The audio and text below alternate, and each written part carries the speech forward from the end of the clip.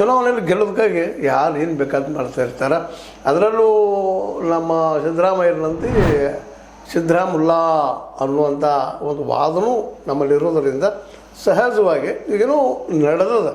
ಹಾಗೆ ತಗೊಂಡು ಭಾಳ ತೃಪ್ತಿಕರವಾದಂಥ ಆಡಳಿತ ನಡೆದಂತೇನಲ್ಲ. Something is better than nothing ಅಂತ ನಮ್ಮಲ್ಲಿ ಒಂದು ಗಾದಿ ಮಾತದ ಇಂಗ್ಲೀಷ್ನೆಲ್ಲ. ಆ ರೀತಿ ನಡೆದದ್ರಿ. ಆ ದಿಶೆಯಲ್ಲೇ ಒಂದಿಷ್ಟು ಒಳ್ಳೆಯ ಆಡಳಿತ ನೀಡಲು ಪ್ರಯತ್ನ ಏನೋ ಮಾಡ್ತಾಯಿದ್ದಾರೆ. ಅಲ್ಲಿ ಯಶಸ್ವಿನೂ ಆಗ್ತಾ ಇದ್ದಾರೋ ಕೆಲವೊಮ್ಮೆ ಇಲ್ಲೂ ಅನ್ನಬೇಕಾಗ್ತದೆ. ಯಾಕಂದ್ರೆ ಅವ್ರು ನಡೀತಿನ ತಿಕ್ಕಾಟಿ ನೋಡಿದರೆ ಕುರ್ಚಿ ಸಲುವಾಗಿ ಆಡಳಿತ ಸರಿ ಇಲ್ಲಪ್ಪ ಅನ್ನೋದ್ರಲ್ಲಿ ಎರಡು ಮಾತಿಲ್ಲ. ಅದೇನೂ ಇರಲಿ, ಇಲ್ಲಿ ನಡೆದಂಥ ಘಟನೆ ಬಾಗಲಕೋಟೆಯಲ್ಲಿ ನಡೆದಿದ್ದು ನಾವು ಯಾರ ಮಾತು ನಂಬಬೇಕು ಅನ್ನೋದು ಅಷ್ಟು ಮುಖ್ಯದ. ಈ ಸಂದರ್ಭದಲ್ಲಿ ಅಲ್ಲಿ ಪೊಲೀಸ್ ವ್ಯವಸ್ಥೆ ಭಾಳ ಒಳ್ಳೆಯ ಕೆಲಸ ಮಾಡಿದಂತೇಳಿ ಭಾಳಷ್ಟು ಮಾತುಗಳು ಕೇಳಿ ಬರ್ತಾ ಇದ್ದಾವೆ. ನಿಜವಾಗಿ ಪೊಲೀಸರು ಈ ದೇಶದೊಳಗೆ ಈ ರಾಜ್ಯದೊಳಗೆ ಪ್ರಾಮಾಣಿಕ ಕೆಲಸ ಮಾಡಿದರೆ ಭಾಳಷ್ಟು, ಅದರಲ್ಲೂ ಕೋಮು ವಿಷಯದಲ್ಲೇ ಭಾಳಷ್ಟು ಸರಳವಾಗಿ ಅದನ್ನು ಬಗೆಹರಿಸ್ಬೋದು ಅಂತೇಳಿ. ಯಾಕಂದ್ರೆ ಈ ಪೊಲೀಸರು ಯಾವಾಗಲೂ ನಿರ್ಲಿಪ್ತ ಪ್ರಾಮಾಣಿಕವಾಗಿ ಅದು ತಹಬದಿ ತರುವಂಥ ಕೆಲಸ ಮಾಡಬೇಕಾಗ್ತದೆ. ಅದು ಯಾಕೆ ಜವಾಬ್ದಾರಿ ಭಾಳ ಇರ್ತದೆ ಅವ್ರ ಮೇಲೆ.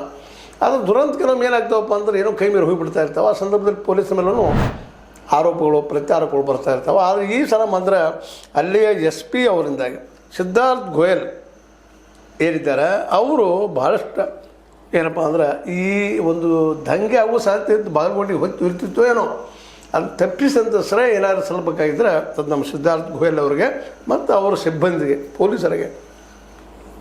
ಯಾಕಂದ್ರೆ ಫ್ರಂಟಾಗಿ ನಿಂತು ಅದನ್ನು ನಿಲ್ಲಿಸಿದ್ರು ಅನ್ನೋಂಥ ಮಾತು ಕೇಳಿ ಬರ್ತಾ ಇದ್ದಾವೆ.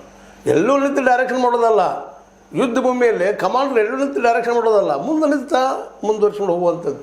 ಇದು ಭಾಳಷ್ಟು ಜನರಿಗೆ ಕಡಿಮೆ ಇರ್ತದೆ. ಅದು ತಮಗೆ ಕಲ್ಲು ಬಿದ್ದರೂ ಸಹಿತ, ಪೆಟ್ಟಾದರೂ ಸಹಿತ, ತಮ್ಮದು ಇನ್ನಷ್ಟು ಪೊಲೀಸರಿಗೆ ಪೆಟ್ಟಾದರೂ ಅದು ತಹಬಂದಿ ತರುವಂಥ ಕೆಲಸ ಮಾಡಿದಾರಲ್ಲ, ಅದು ಭಾಳ ಮಹತ್ವದ್ದು. ಮತ್ತು ಅವರ ರಿಪೋರ್ಟ್ ಏನಪ್ಪ ಅಂದ್ರೆ ನಮಗೆ ಅದಕ್ಕೆ ಖಾತ್ರಿ.